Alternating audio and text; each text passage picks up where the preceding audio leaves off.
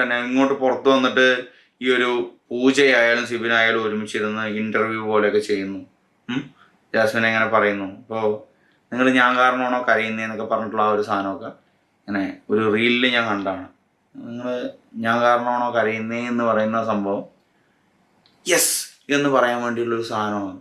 അഥവാ നീ കാരണമാണെന്ന് ഞാൻ സമ്മതിക്കുകയാണെന്നുണ്ടെങ്കിൽ നീ ഇങ്ങനെ യെസ് ഞാൻ കാരണം എന്ന് പറഞ്ഞിട്ട് അതിനെ മാസാക്കി കാണിക്കുന്ന ഒരാളാണ് ജാസ്മിൻ എന്നൊക്കെ സിബിൻ ഒരു ഇൻ്റർവ്യൂവിൽ പറയുന്നുണ്ട് പൂജയുടെ അടുത്ത്. രണ്ടുപേരും ഔട്ടായി വന്നു. ഒരാൾക്ക് രണ്ടുപേർക്കും മെഡിക്കൽ ഇഷ്യൂസ് എന്നാണ് പറഞ്ഞത്. പിന്നെ എന്തൊക്കെ ഗുളിക മാമൊക്കെ കൊടുത്തു എന്ന് പറയുന്നുണ്ട്. എല്ലാം എന്നാൽ കറക്റ്റായിട്ട് വിത്ത് പ്രൂഫ് ഒന്ന് പറഞ്ഞാട്ടെ, വിത്ത് ക്ലാരിറ്റി ഒന്ന് പറഞ്ഞാട്ടെ.